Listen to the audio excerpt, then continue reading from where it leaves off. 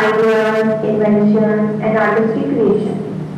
It encourages people to invest their time, resources, and talent into developing new technologies, inspiring music, innovative products, and services. The second workshop is to discuss the research and research methodology. Research is a systematic investigation to gain knowledge or solve a problem. Research methodology is the approach and technique used to conduct the research strategy. A crucial aspect of research methodology is the careful selection and implementation of data collection techniques. Researchers employ methods such as survey, interviews, observation, or experiments to gather evidence data. Once again, I extend the heartfelt welcome to all of you participating in this workshop, and I hope you have a delightful experience during this time here. Thank you so much.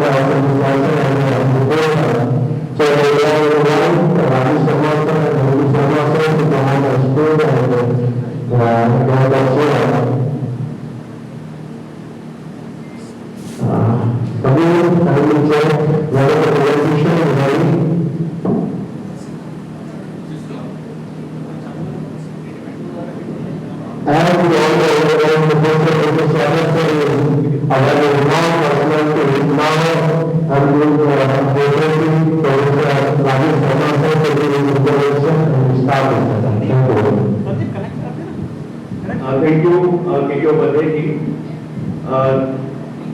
Today the keynote address maker is Professor Mukesh Kumar from MSJ Government College Khanpur. He is an eminent speaker and he has got many awards for his name and account. Many awards, many papers, research papers are published, and he is always active in the field of research. Whenever there is any national or international event in the field of research, he does not hesitate in going there on his own expenses. So, the keynote address maker today is Dr. Mukesh Kumar, Professor, Department of Geology, MSc Government College, Bharatpur. Thank you very much chairperson.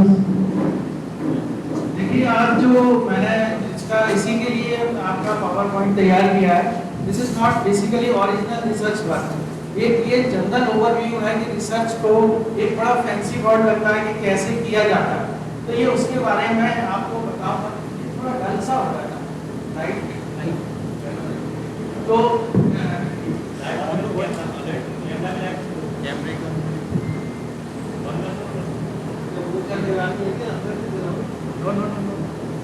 चलेगा चलेगा, ये photo तो लेंगे ना इसका, चलेगा।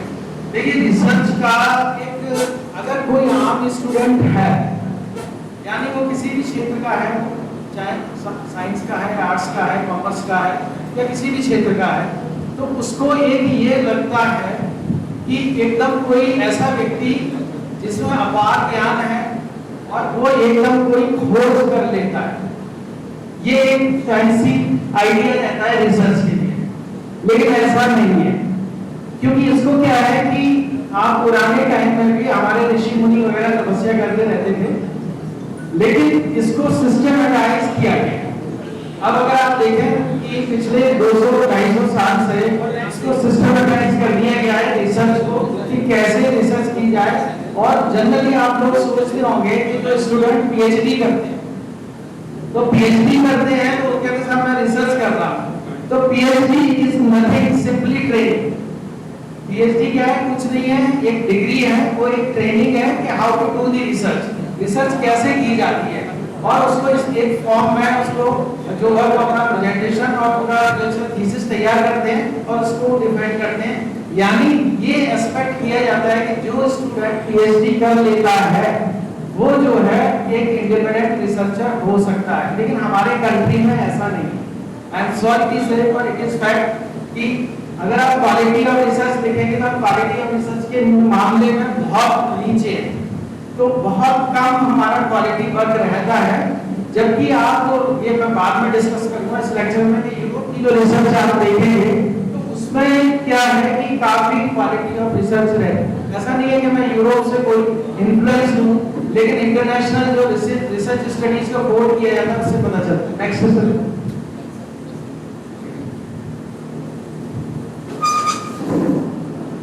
अगर आप देखेंगे मॉडर्न वर्ड है meaning of research. Meaning of research का मतलब ये है अबाउट सीकिंग, यानी कुछ चीज को खोजना। अब खोजने का मतलब ये नहीं है कि आपको कोई चीज खो गई है तो उसको खोज रहे हैं, यानी जिस फील्ड में आप काम करना चाह रहे हैं उसमें उसकी आप कोई एक उसके रिफाइनमेंट के लिए कोई काम करना चाहते हैं तो उसका मतलब ये होता है रिसर्च। ये सर्च नहीं है, रिसर्च तो नहीं कुछ उसको रिफाइन करना। तो ये एक डेफिनेशन दी गई है कि स्टूडियस इंक्वायरी और एग्जामिनेशन स्पेशली इन्वेस्टिगेशन और experimentation of aim the discovery and interpretation of fact, revision of accepted theory और law in the light of facts और प्रैक्टिकल एप्लीकेशन सच न्यू और रिवाइज्ड थ्योरी। ये काफी कॉम्प्लिकेटेड सी हो गई है इसको समझना, लेकिन सिंपल भाषा में अगर इसको ये कहें कि अगर आप जो है किसी फील्ड को ऐसा देख रहे हैं कि इसमें ये कमी है तो आप उसको उसके बारे में सोचें, रिवीजन करें और अपना कोई एक्सपेरिमेंटल सेटअप ऐसा बनाएं कि उसको बेटर किया जा सके। ठीक है, तो ये एक सिंपल भाषा में इसको कहा जा सकता है। Next slide. Next slide. अब आता है कि रिसर्च के फॉर्म्स क्या-क्या हो सकते हैं। तो रिसर्च के फॉर्म अगर देखेंगे तो ये तो मैंने कुछ लिस्ट किए हैं, आपको ये यहाँ पर मैंने लिस्ट किए हैं अपने हिसाब से, लेकिन किसी भी फील्ड में रिसर्च हो सकती है। अगर आप देखेंगे कोई भी फील्ड है उसमें रिसर्च चलती रहती है। तो there are several forms of research. इसमें साइंटिफिक रिसर्च, मैं बेसिकली साइंटिफिक रिसर्च से एसोसिएटेड हूं तो इसलिए थोड़ा मेरा फोकस उस तरफ ज्यादा होगा। ऐसे ह्यूमैनिटीज रिसर्च है, जो ह्यूमैनिटीज के आपके सब्जेक्ट होते हैं जैसे सोशियोलॉजी है, पॉलिटिकल साइंस है, उसके फील्ड के जो जैसे आपके कॉलेज में भी कोई डिपार्टमेंट है तो उसके जो उससे रिलेटेड जो रिसर्च है उसको ह्यूमैनिटीज रिसर्च में कहते हैं। आर्टिस्टिक रिसर्च, ये कोई भी आर्ट का कोई फील्ड है, कोई म्यूजिक है, पेंटिंग है, कलाकारी है तो उसको आर्टिस्टिक रिसर्च में आप कर सकते हैं। इकोनॉमिक रिसर्च यानी जो इकोनॉमिक्स है, आजकल अगर आप देखें तो economics play very important role in the development of any country और पॉलिटिक्स को इकोनॉमिक्स ही डिसाइड करने के। तो इसमें आप देखेंगे इकोनॉमिक रिसर्च है, सोशल रिसर्च है, सोसाइटी में बहुत सारे डिस्कशंस होते हैं, सोसाइटी से रिलेटेड होते हैं तो वो सोशल रिसर्च के अंतर्गत आते हैं। इसी तरह से बिजनेस रिसर्च है, आप देखते हैं कोई भी प्रोडक्ट अगर मार्केट में लॉन्च होता है तो कोई भी बिजनेसमैन रैंडमली लॉन्च नहीं करता है, उसकी पूरी रिसर्च कर लेता है कि मेरा प्रोडक्ट फेल तो नहीं हो जाए, उसकी डिमांड क्या है, किस तरह से, इसमें बिजनेस रिसर्च के लिए माना जाता है।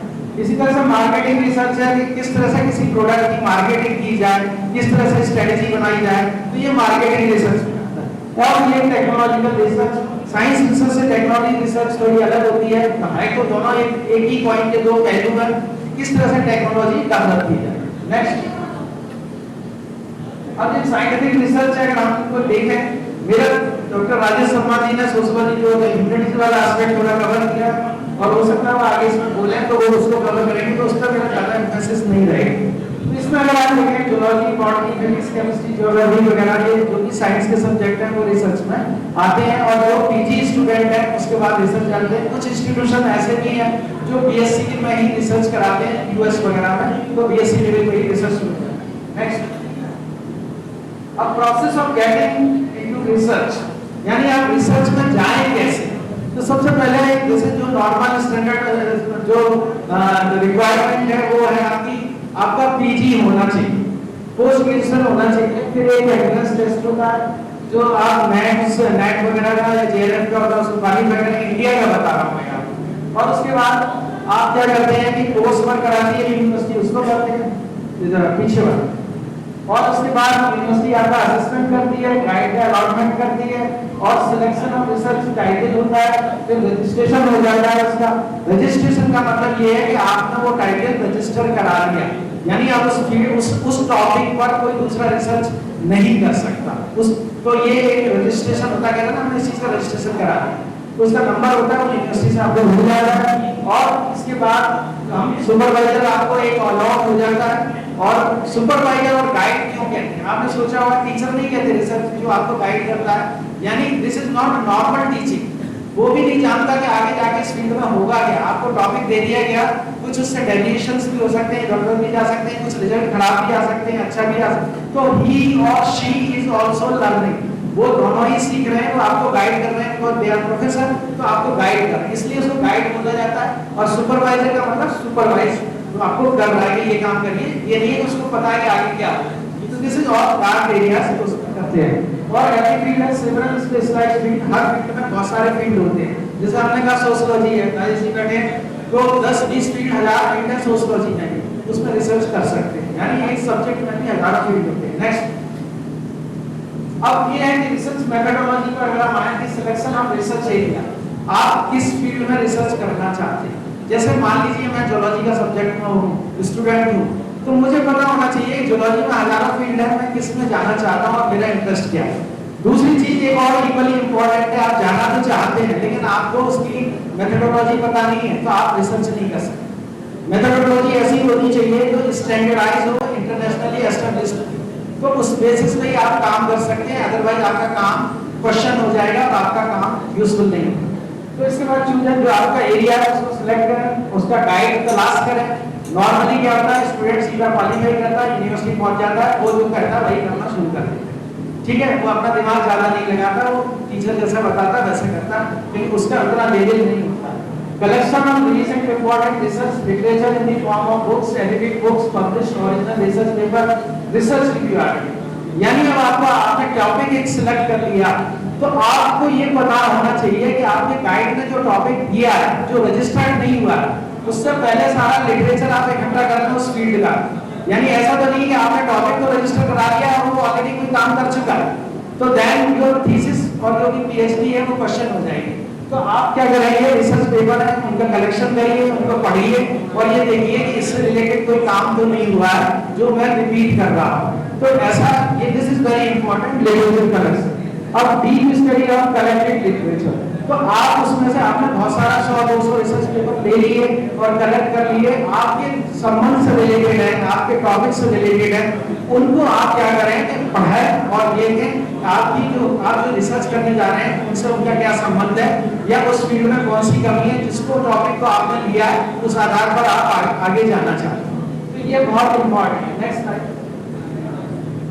Understanding of the chosen broad area, develop the knowledge of chosen broad area by deep studying the basic books, textbook ये पढ़िए, and जो आप अपने फील्ड के जो लोग हैं, आपने जिनसे जो टॉपिक लिया है उसके ऑलरेडी लोग हैं, तो वो उनसे आप जाकर डिस्कस करिए, एक्सपर्ट होते हैं कि सर मैं I am doing this work, इसमें क्या कमी है, before going for registration. Registration से जाने से पहले आपको गाइड को करना चाहिए और आपको करना चाहिए कि दिस इज माय टॉपिक, ऐसा बताइए सर इसमें और मैं क्या ऐड कर सकता हूं जिससे मेरी रिसर्च बेटर हो सके। नेक्स्ट, अब सिलेक्शन टॉपिक है, ये मैंने आपको बता दिया, इस सबको करने के बाद आपका टॉपिक सिलेक्ट हो जाएगा और आप उस पर अपना रजिस्ट्रेशन प्रोसेस को करा लें। वो टॉपिक ऐसा होगा, बड़ा प्रिसाइज होगा और उसको मैं आगे बताऊंगा कि कैसे उसको वो किया जाए, कि आगे रिसर्च के लिए कैसे प्रोसीड किया जाए। नेक्स्ट, हाँ, अब इस पर आते हैं कि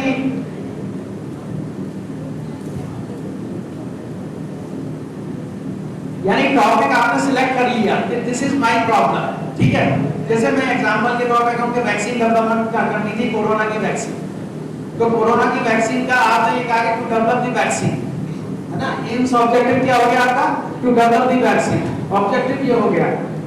but how to do that, कि आपके पास उसकी एक्सपर्टीज है, आप कर सकते हैं, आपके पास रिसोर्सेज हैं।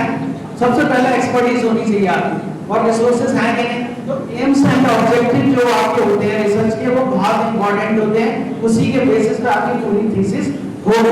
तो ये बिल्कुल वेल डिफाइंड होनी चाहिए, 4 5 2 1 भी हो सकता है, कोई भी AIIMS and objective. Next, design of the study. Study को अब आप, जैसे आपने एम्स ऑब्जेक्टिव डिसाइड कर लिया, जैसे आज यहाँ से मान लो आपको दिल्ली जाना है, ये आपका एम्स हो गया।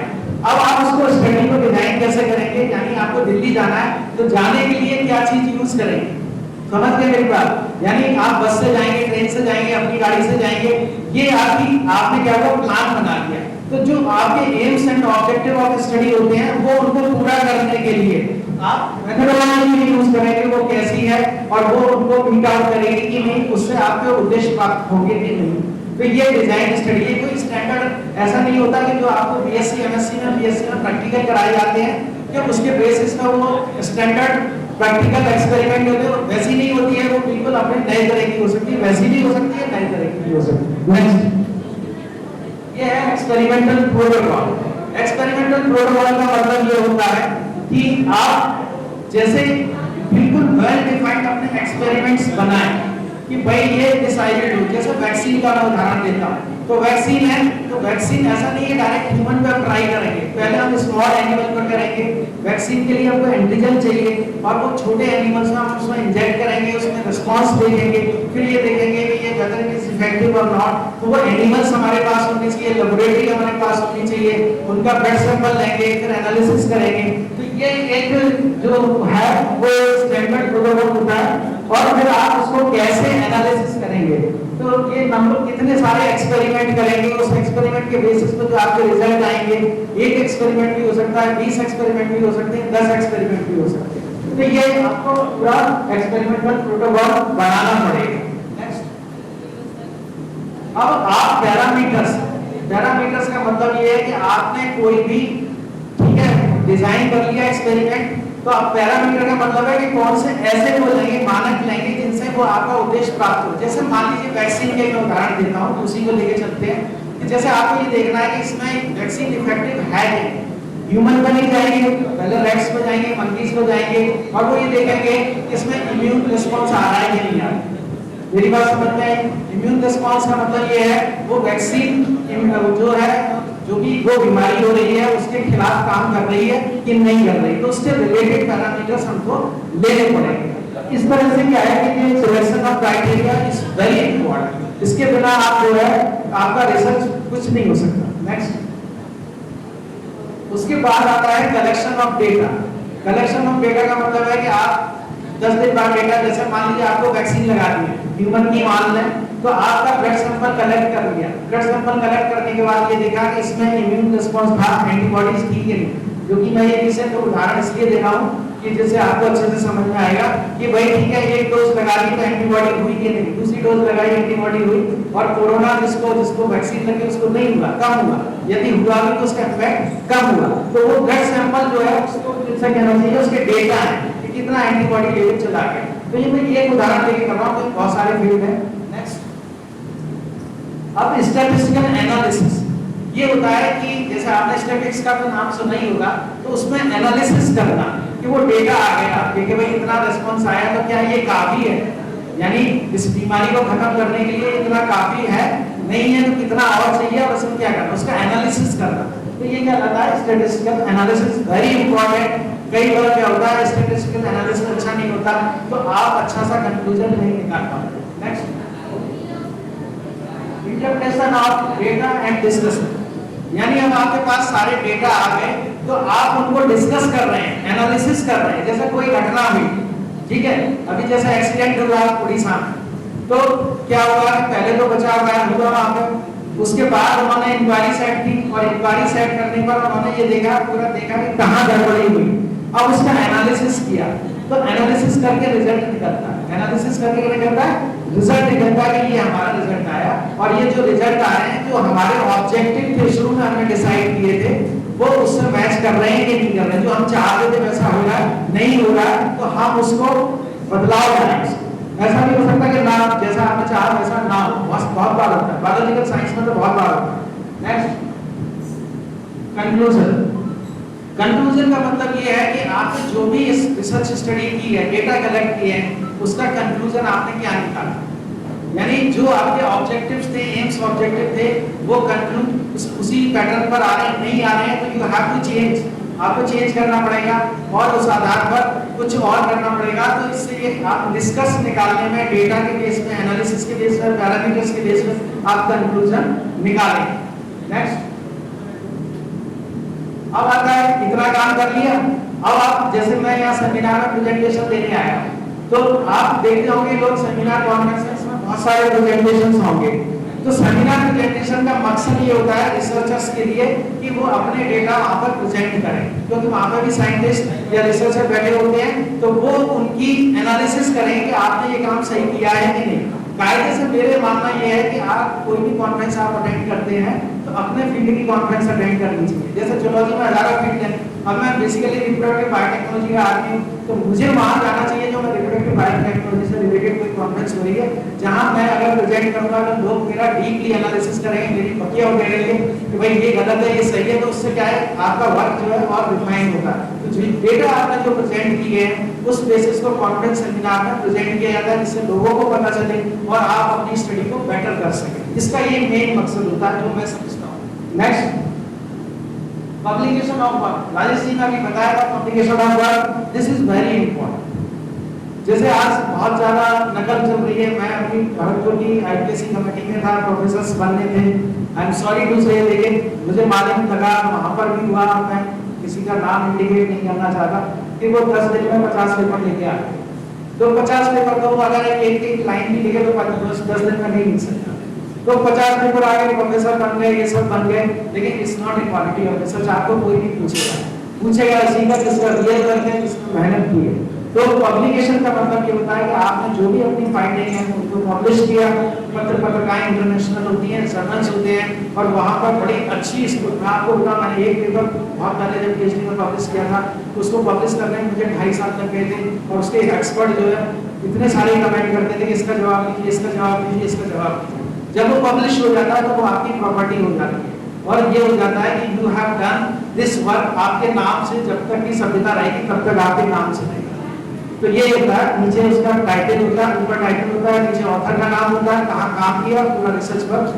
नेक्स्ट, इसके बाद आता है फाइनेंशियल सपोर्ट। कुछ प्रोजेक्ट्स ऐसे होते हैं, जैसे अभी ये वैक्सीन का प्रोजेक्ट था, और कुछ बड़े इंपॉर्टेंट प्रोजेक्ट्स भी ऐसे होते हैं जिनमें आपको पैसे की जरूरत होती है, आप खाली काम नहीं कर सकते।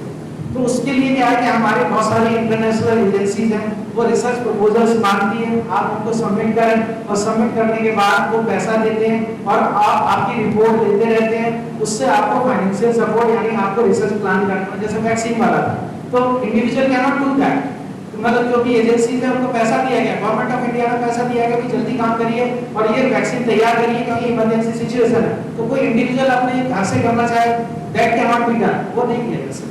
इसके लिए जैसे डीबीटी, आईसीएमआर, एचआरडीसीएस या यूजीसी वगैरह, ये फंडिंग एजेंसीज हैं, इनको आप अपना प्रपोजल सबमिट करेंगे, उनके फॉर्मेट होते हैं, वो आपको सपोर्ट करेंगे। नेक्स्ट,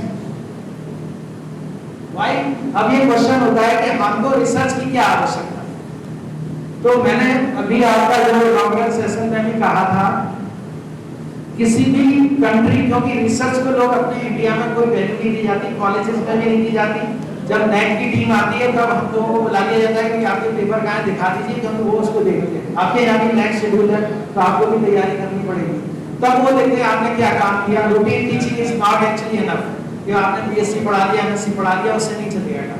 तो ये क्या है कि रिसर्च इसलिए जरूरी है। दूसरा सबसे इंपॉर्टेंट, जितने भी डेवलप्ड कंट्री हैं वो R&D को बहुत महत्व देते हैं, रिसर्च एंड डेवलपमेंट को, किसी भी फील्ड का डेवलपमेंट करना। जैसे मैं छोटा सा उदाहरण दूं तो मोबाइल है, हर 6 महीने में उसमें टेक्नोलॉजी चेंज हो जाती है, तो that is based on research. किसके बेस पे? रिसर्च के, कि भाई आपने देखा नोकिया पहले चल रहा था, खत्म हो गया, फिर दूसरे आए मोबाइल को, रिसर्च की R&D टीम लगी रहती है, आप दूसरे से बेटर कैसे हो सकते हैं, एडवांस फीचर्स कैसे ला सकते हैं। तो ये क्या है कि रिसर्च बहुत जरूरी है। जब सोसाइटी में भी कोई प्रॉब्लम हो रही है तो टीम गठित की जाती है कि भाई रिसर्चर साइंटिस्ट को देखें कैसे प्रॉब्लम हो रही है, ठीक है। तो इस तरह से क्या है कि ये रिसर्च हर फील्ड के लिए जरूरी है, और जो डेवलप कंट्री है इसकी महत्ता समझते हैं, और वो उनके इंस्टीट्यूशन डायरेक्शन वगैरह आप देखेंगे तो रिसर्च के ऊपर ही बेस्ड रहते हैं, और वो अपने स्टूडेंट को बीएससी एमएससी लेवल की रिसर्च ट्रेनिंग देते हैं। Next, career in research. अब ये सवाल ये उठता है, जैसे हमारे पास एमएससी के स्टूडेंट आते हैं, बीएससी के स्टूडेंट आते हैं, तो एमएससी के स्टूडेंट को जनरली ये फील किया जाता है कि भाई रिसर्च करके क्या करोगे, 4-5 साल लगेंगे, आपका कोई कैरियर नहीं है ना, आप वैसे ही घूमोगे और मतलब कुछ नहीं होगा, तो डिस्करेज करते हैं। इवन कॉलेज में जो प्रोफेसर सब वो भी डिस्करेज करते हैं, छोड़ो यार कोई ये करना, आप कुछ एमबीए कर लो, बीटेक कर लो, ये कर लो। लेकिन इसका मतलब ये नहीं है कि रिसर्च का कैरियर नहीं है। रिसर्च में बड़ा हाई क्वालिटी का कैरियर है, provided if you have done very quality of research. यदि आपने क्वालिटी ऑफ रिसर्च की है तो उसमें बहुत अच्छा कैरियर और हाई लेवल की पोजीशन है। ऐसा नहीं कि कहीं बाबू बना दिया या कहीं वो हो गया या कहीं जाके कोई काम कर रहा है, ये सब रूटीन वर्क है। जितनी भी सोसाइटी में आप देख रहे हैं कलेक्ट्रेट वगैरह में ये सब बाबू है, इवन आईएएस ऑफिसर्स भी बाबू है, because they are doing routine work. उनको जिसको हम उनको रेस्पेक्ट इसलिए देते हैं कि भाई उनका पावर है, सो कॉल्ड पावर। तो बेसिकली जो मेंटल वर्क है, इंटेलेक्चुअल वर्क है, वो रिसर्चर करते हैं। तो इसमें आप देखेंगे कि आप स्टूडेंट एकेडमिक्स में जा सकते हैं, इसके बाद रिसर्च इंस्टीट्यूशन है उसमें जा सकते हैं, और उसके बाद जो है आप बहुत सारी एजेंसीज हैं उनमें साइंटिस्ट को लगाते हैं, रिसर्चर्स को लगाते हैं, और वो ही उसकी पॉलिसी और उसके डायरेक्शंस को तय करते हैं। तो उसकी मिनिमम क्वालिफिकेशन एमएससी या एमए पीएचडी वगैरह होती है, और पब्लिकेशंस होते हैं। Then you have to go there, you have to show the potentiality, then you can get the job, but that job will be of high quality. वो job होगा वो काफी हाई क्वालिटी का होगा, इसलिए ये होगा। नेक्स्ट, जैसे मैंने कहा यूनिवर्सिटीज है, कॉलेज है, रिसर्च इंस्टीट्यूशंस हैं, इंडस्ट्री की रिसर्चर्स को रखती है, इसके बाद गवर्नमेंट सेटअप है, एनजीओ है, स्पेशलाइज्ड डिपार्टमेंट है, सब में रिसर्च होती है। नेक्स्ट, अब ये प्रोफेसर जो है वो काफी डिग्निफाइड है। अगर आप ये देखेंगे कोई आके गए, जैसे आपसे कोई कहता है कि एमएससी किया था, आपके घर में इज्जत बढ़ जाती है ना, एमएससी कोई कहता है आप पीएचडी किए हैं, तो और कोई कहता है मैं प्रोफेसर हूं, असिस्टेंट प्रोफेसर हूं, उसकी इज्जत उसमें बढ़ जाती है, because they feel that you are belonging to the intellectual community, उसको आप बिलोंग कर रहे हैं, और ऑलवेज आप नई नई चीजें करने की कोशिश करते हैं। Next, finally research and extremely attractive profession for student, but one need patience, continuous study habit and innovation kind of attitude. देखिए ये है कि इसमें पेशेंस होना चाहिए। अब जैसे आजकल क्या है कि हर व्यक्ति स्टूडेंट और सब लोग मैगी की तरह चाहते हैं कि झट डाला बनी और तुरंत हमारा सारा काम हो गया, तो इट नीड्स पेशेंस। आप काम करेंगे, आपको पता चलेगा और उसके लिए फिर आपको भी इसका जो है result. Next, thank you very much. लेकिन मैं कंक्लूड आपको एक बात से करना चाहता हूँ अपने लेक्चर को, कि आपने देखा था कारगिल में अटैक हुआ है ना, कारगिल में हमारे वॉर हुआ था, पाकिस्तान ने अपने सैनिकों पर भेज दिए थे, और उस एक छोटी सी घटना रियल है, और ये बिल क्लिंटन ने लिखी थी रिसर्च के ऊपर। तो उसमें क्या हुआ कि जब ज्यादा वॉर हुआ, अटल बिहारी वाजपेयी जो प्रेसिडेंट थे, तो प्राइम मिनिस्टर ऑफ इंडिया थे, तो प्राइम मिनिस्टर ने बिल क्लिंटन ने उनको फोन किया ये युद्ध रोक देना चाहिए। वाजपेयी ने कह दिया कि चाहे पाकिस्तान जमीन उसको हम उसके विश्व के नक्शे से मिटा देंगे, आप ये युद्ध नहीं रुकेगी। तो उसमें क्या हुआ कि एडवाइजर्स होते हैं, जैसे प्राइम मिनिस्टर प्रेसिडेंट के भी एडवाइजर्स होते हैं। These adviser are basically researcher. ये कौन होते हैं? ये सलाह देते हैं और रिसर्चर्स से सलाह लेते हैं। ये जैसे अपने यहाँ साइंटिफिक एडवाइजर है, इकोनॉमिक एडवाइजर है, सोशल एडवाइजर है, ये सब। तो उन्होंने क्या किया कि साउथ एशिया के एडवाइजर का जो वहाँ पर वाशिंगटन यूनिवर्सिटी में काम कर रहा था उसको बुलाया, बिल क्लिंटन प्रेसिडेंट था। तो उन्होंने जनरल किया, उनको लगा इसकी नॉलेज इतनी नहीं है, तो फिर उन्होंने यूनिवर्सिटीज को मैसेज भेजा कि ऐसा कोई व्यक्ति लेके आओ जिसने कारगिल में पीएचडी की। तो कारगिल का एक स्टूडेंट था जो न्यूयॉर्क यूनिवर्सिटी में काम कर रहा था, उस पर कर रहा था सोसाइटी से रिलेटेड और उसके डेराइव वगैरह का था, जियो पॉलिटिक्स जिसको कहते हैं। तो उसमें उसको बुलाया और क्लिंटन ने 1.5 घंटा डिस्कशन किया अपने प्रेसिडेंट व्हाइट हाउस के अंदर कि तुम बताओ, because he was only 25 years old, केवल 25 साल का था, और वो डिस्कस किया कि इसमें मुझे क्या स्टैंड लेनी चाहिए। तो उन्होंने उसने पूरा बताया सर ये है, यहाँ से गलती हुई है, यहाँ से करें, इंडिया में परसों अल्टीमेटली उसकी एडवाइस पर गवर्नमेंट वहाँ के जो पाकिस्तान के प्राइम मिनिस्टर को फोन किया और बोला और सजेस्ट किया, वो एडवाइस उसकी अहम थी और उसके बाद वो वॉर जो है एंड हुआ। तो दैट वाज बेस्ड ऑन ये नहीं कि प्रेसिडेंट उसको पावर है वो कुछ भी करेगा, we they need specialised expert, जिसे कहना चाहिए तो एक्सपर्ट की जरूरत होती है और वो हर फील्ड में काम करते हैं, लेकिन वो बहुत ही अलग तरीके से कोने में बैठे हुए काम करते हैं, इसलिए वो आपको सामने नजर नहीं आते। अभी अच्छा एक छोटी सी बात और मैं बस फिनिश करूंगा राजेश जी, कि आपने वैक्सीन में कहा इंडिया ने बनाई, ठीक है, और कहा अमेरिका जो हमारी कोविशील्ड वैक्सीन थी वो ऑक्सफोर्ड यूनिवर्सिटी के किसी कॉलेज की वैक्सीन थी, लेकिन किसी रिसर्चर का नाम सुना उसमें? नहीं सुना।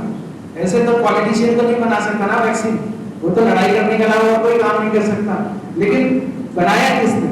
ऑक्सफोर्ड के प्रोफेसर हॉफमैन थे, उन्होंने इस वैक्सीन को बनाया, इंडिया ने कोलैबोरेट किया और पूरे अगर आप देखें तो इंडिया में मेजर वैक्सीन थी वो कोविशील्ड है, that was based on research, जिसको इतनी बड़ी प्रॉब्लम को सॉल्व किया। तो मैं इसी के साथ करूंगा, बहुत attractive career, thank you very much. आप रिसर्च के बारे में भी सोचें क्योंकि रिसर्च बहुत